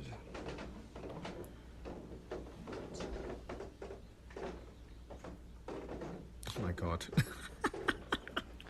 Some loud ass stairs. Rachel, Steve, welcome. Hey, don't be shy. Come on in.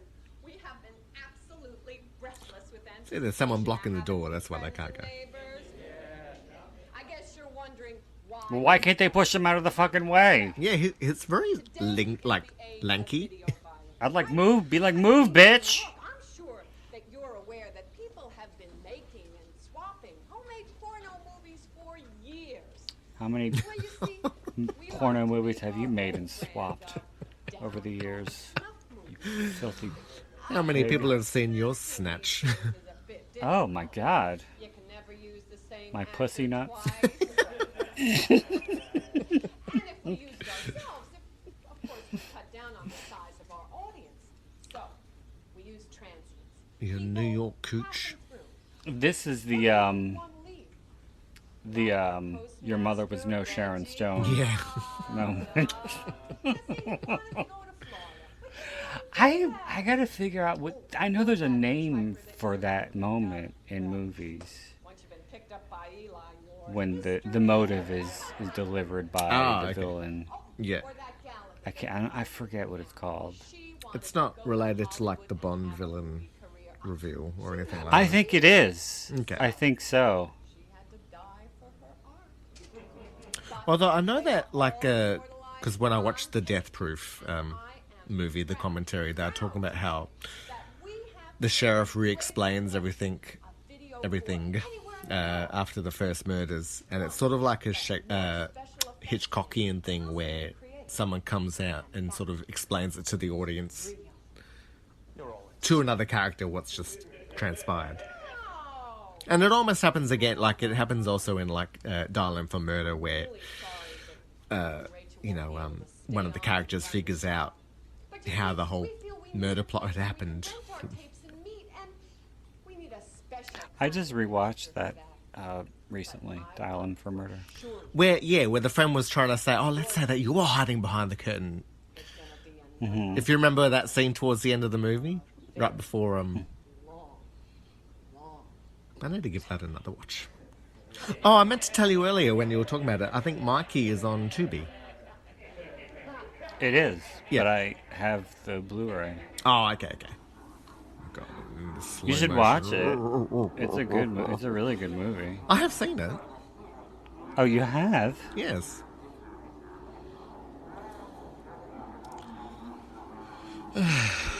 I don't know if I repeated this, and I'm kind of hoping that I didn't, because God forbid.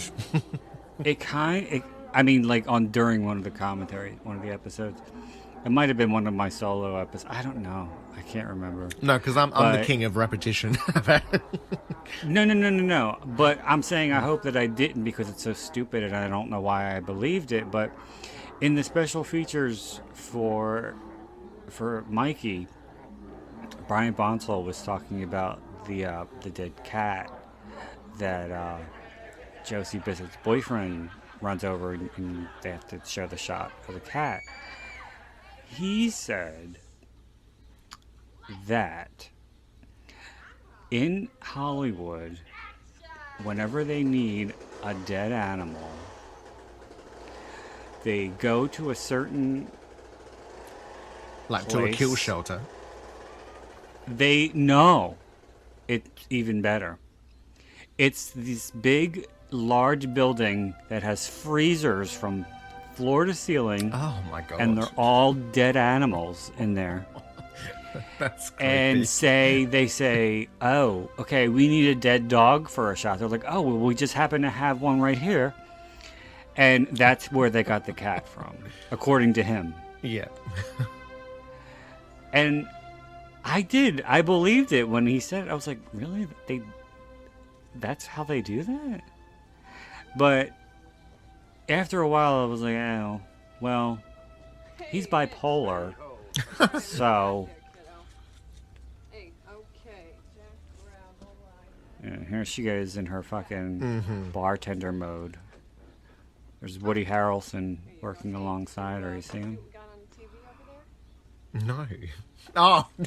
I was, and Danny DeVito. I was making a Cheers reference. Yes. Sometimes you just gotta go where everybody knows you've killed someone. Mm-hmm.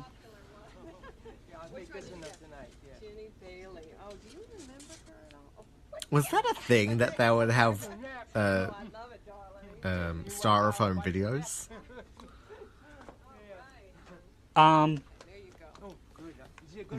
There's the vampire. It took me now to realize who that is. The styrofoam was what they would put in the VHS sleeves when they put them on the shelf. Yeah. And then they would put cellophane over it. And then they would keep the tapes elsewhere. Yes.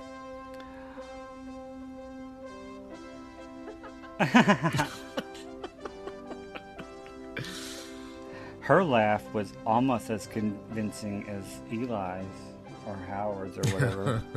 They're interchangeable at this point. This goes on forever. Yes. This goes on forever too. Every fucking thing in this movie goes on way too long. Yeah. And this is like supposed to be a fucking mock-up of the 20th Century Fox jingle. God. So, Tony, what do you think of video violence? I still enjoy. Oh, Eli was played by Uki, whatever. Yuki. Ukulele. I enjoyed it once again. I actually find it a very sweet movie, and I think I find it so endearing.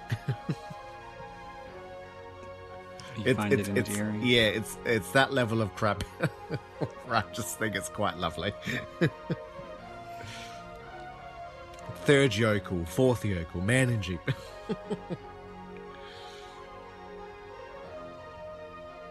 Oh, yeah. Cara Biatch is the secretary with the misspelt name. Cara Biatch. Yes. Legless girl.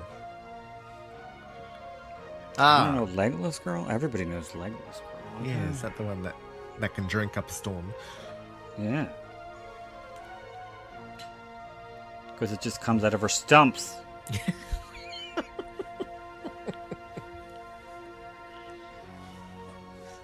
What did you think of the movie? Well, I've said several times it needed a good editor. I like it. I don't like it as much as I did when I first saw it. But when I first saw it, I was like, okay, this Vampire Takes a Bride has to go. Yeah. But with repeated viewings, it was like, okay, this really needs to be Biatch tightened. Industries was one of these special thanks, so maybe they filmed a scene. Industries. Okay. Oh.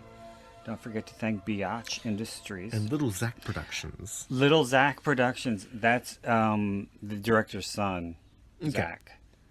And he was a baby. And he was the baby when that woman went to rent the video. One of the R-rated violent movie. Mm-hmm. Okay. Yeah, he was a year old when they made this. I wonder what he still thinks of it. I would guess that he probably doesn't tell anybody he's associated. Oh no, that's not me.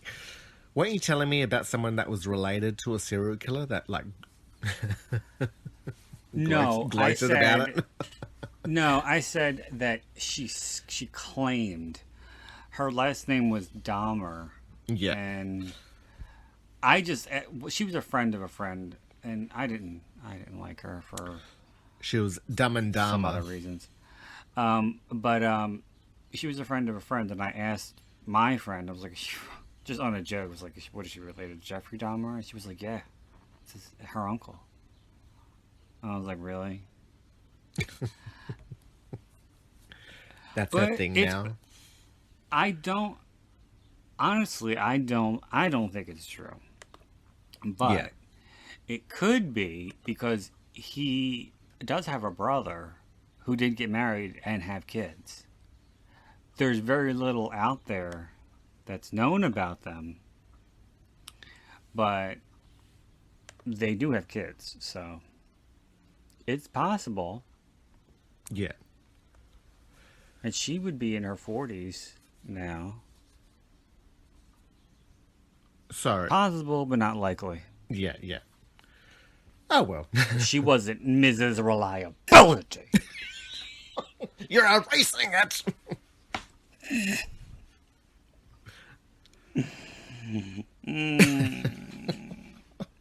Jesus. I need to start including these in my regular rotations of phrases. These is in what? Reliability. Oh, well, you're... Oh, raises? Is that what you said? Phrases. Oh, phrases. Oh. Well, yes, I have a feeling it's going to be something that we say on the podcast pretty regularly. God. It's going to turn into the next Romeo and Michelle. And you're all here for the birth of it. Yes. Or the yeah.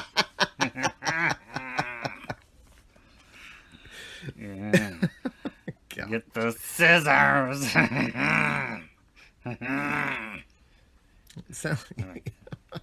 You sound like the creep at a gay bar. Like that's how he chats up the. Yeah. Yeah. Show me your bing bong. You want to be your daddy? You want to see what I can Picture do me with a rotten ping pong teeth. ball? Oh, yeah. Picture me with perpetually smiling, but with rotten teeth. I know, with a dead tooth, yeah.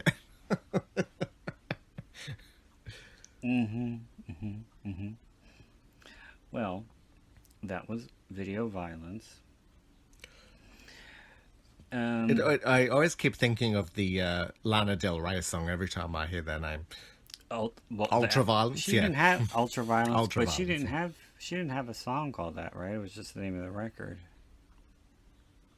No, that was a song. Give me all of your ultraviolence. Oh. Or that was in the I lyrics heard- at least. So, yeah, I reckon it was in the album. I don't remember what it was now, but I heard a remix of Blue Jeans in like a really okay. low budget movie recently, and I was like, how the fuck did they get a Lana Del Rey song in this thing? Okay, so that was video violence. Tony, do you have any final thoughts that you'd like to share? No, I don't.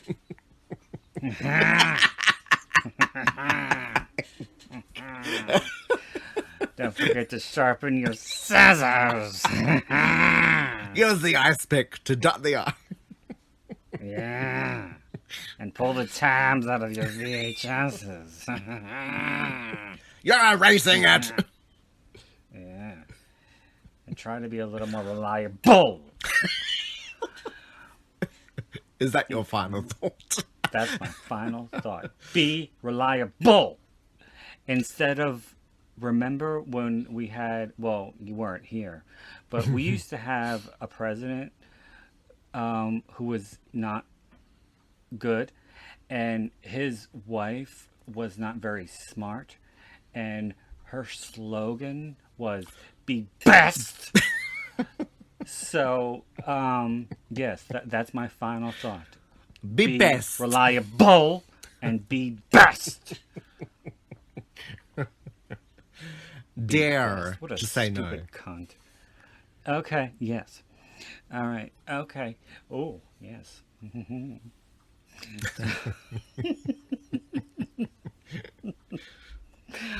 Now we're rambling off like Reagan. Yes, yeah. Because I'm a little slap happy. All right, so we're gonna wrap this one up. Tony, I want to thank you for joining me for this episode. Thank you for having me. It's always a pleasure. And I want to thank everybody for listening. And until next time, this is Brandon Ford wishing you all unpleasant dreams.